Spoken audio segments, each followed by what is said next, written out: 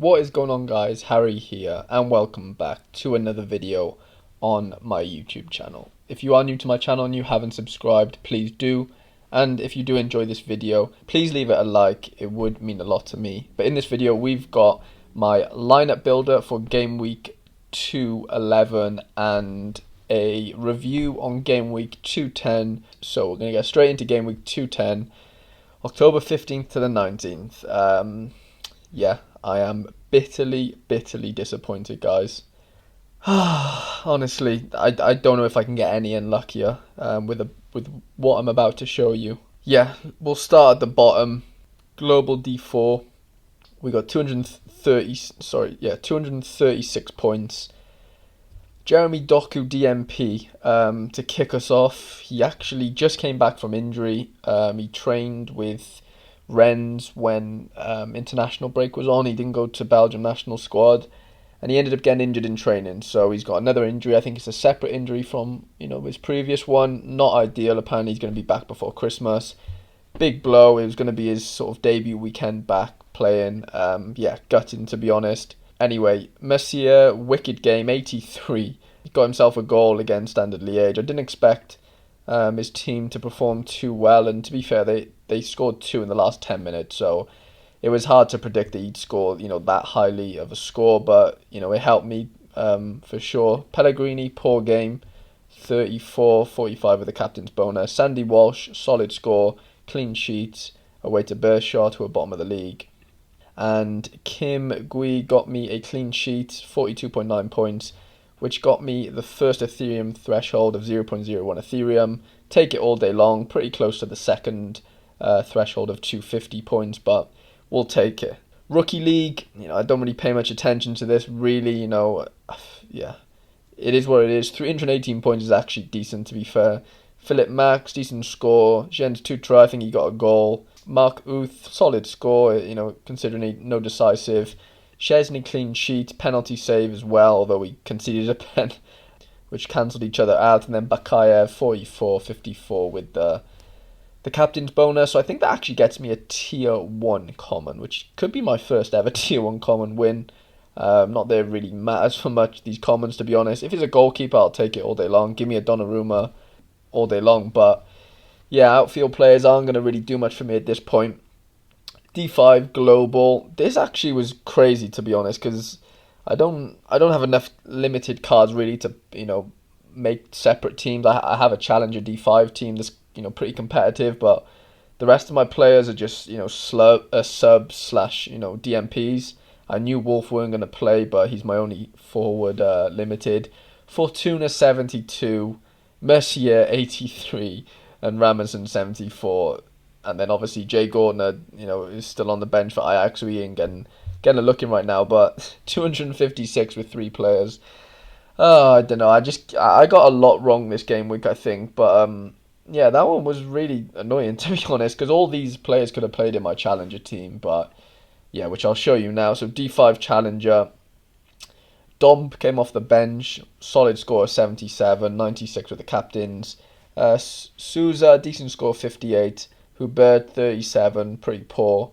Vossen, 41. But Ratitsky actually got an injury, didn't even play, so that just killed me. If I would have played either Fortuna or Ramerson, any one of them, it would have been a decent score of 320, 310. So I might have competed for a prize. But yeah, DMP killed me there.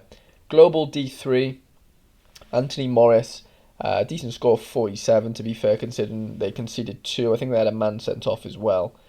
Daniel Firmin got himself an assist, so he got me 75 points. His all-round score wasn't really very good at all, with a minus 0.3, which is just not ideal. But yeah, decisive was big. Saloy as well last night got an assist, so another decisive, 71 points. So far, so good. Andy Robertson though, 45 in a 5-0 win. I think it got brought off after him and Trent got brought off after 60 minutes. I guess they were resting them both, but just not enough really from my captain. And then Tronstad, 40, 51 with the Super Red bonus, just not enough to compete. But a decent score, to be honest. From Fomin and Saloy. D3 Challenger Europe. Shunin, I don't know what happened to Dynamo. They just collapsed towards the end. They were 2-0 up for a while. Then he conceded 2. Yeah, Zenit collapsed as well. 47.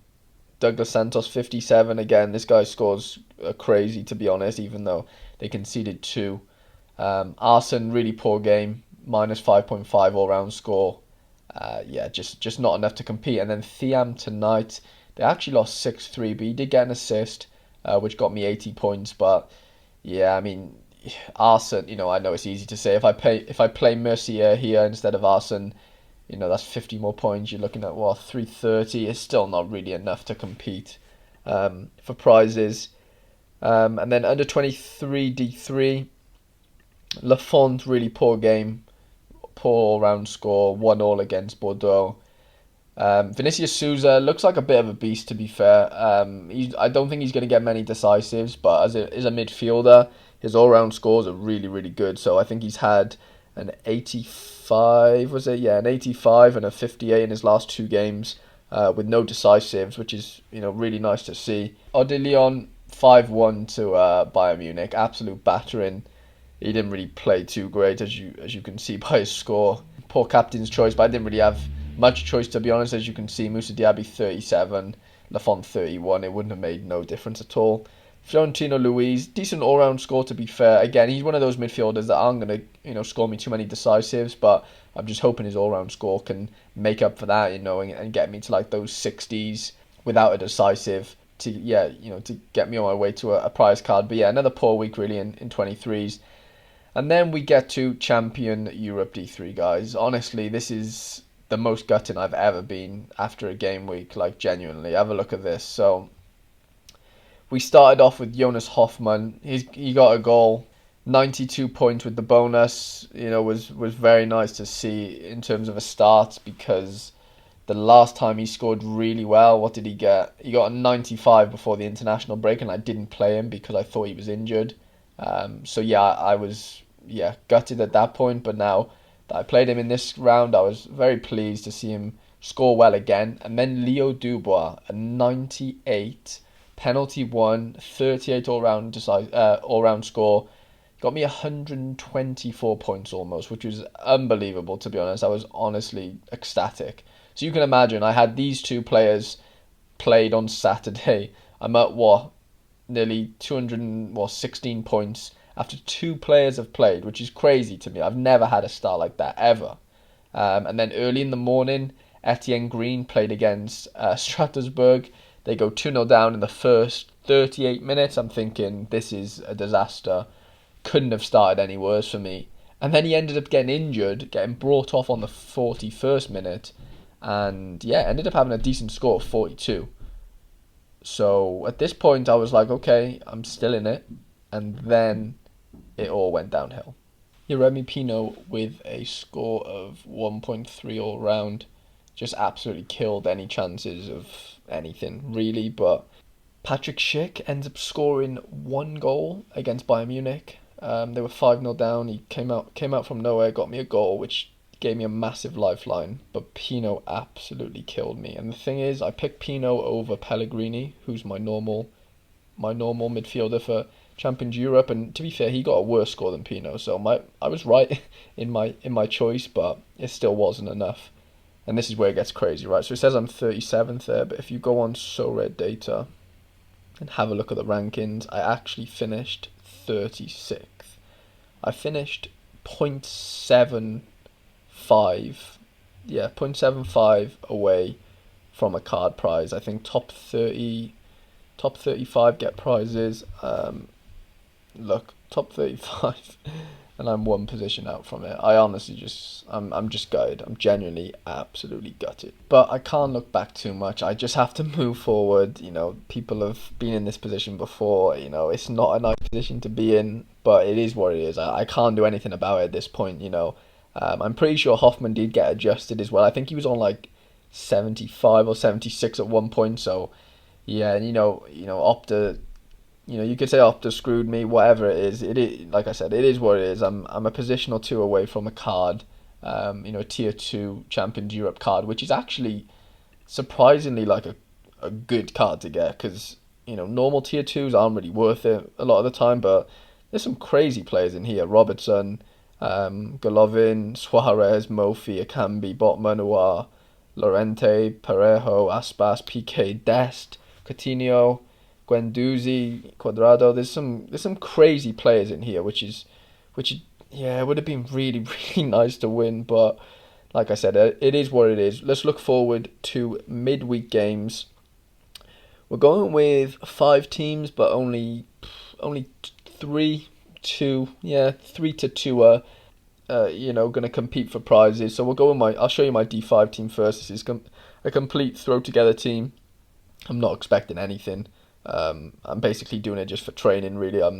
Like I said, they're not going to win anything. Gortner won't probably play at all.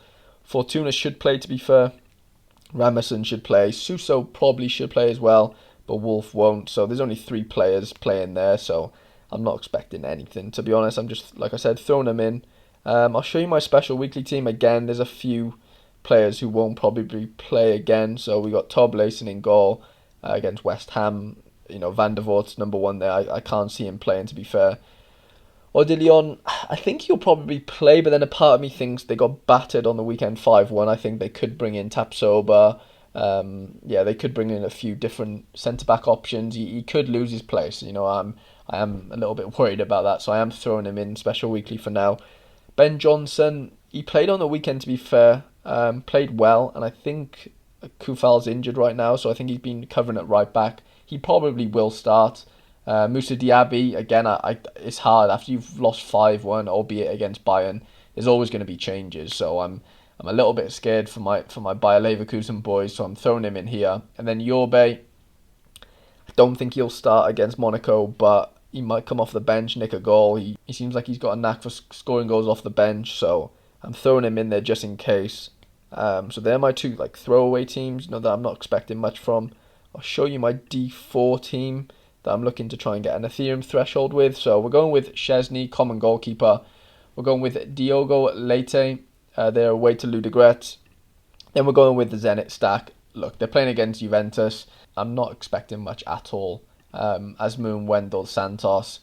Like I said, if I get the Ethereum threshold, whether that's 0.01 or 0.02, I'll be happy.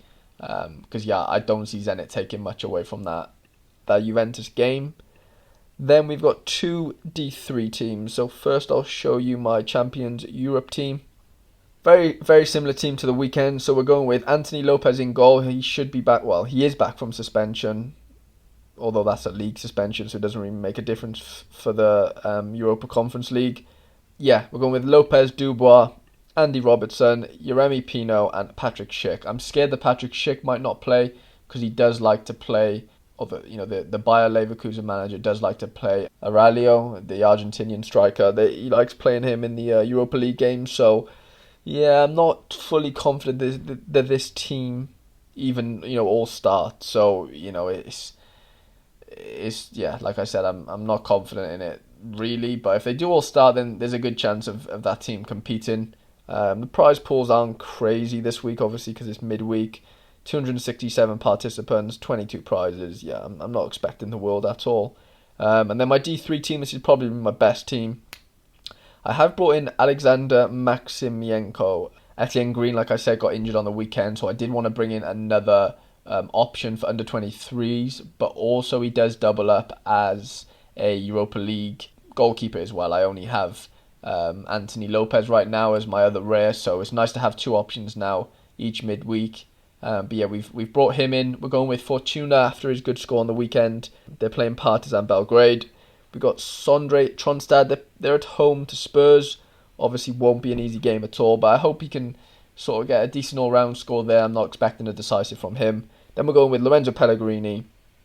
Disappointed on the weekend. I hope he can bounce back midweek. And then Ricardo Pepi, who I've seen has handed in a transfer request apparently from FC Dallas. So whether he plays or not on the weekend, I don't know. But we're going with him. So decent D3 team, to be fair. I'll show you the prize pool now for D3. 1,412 participants, 69 prizes.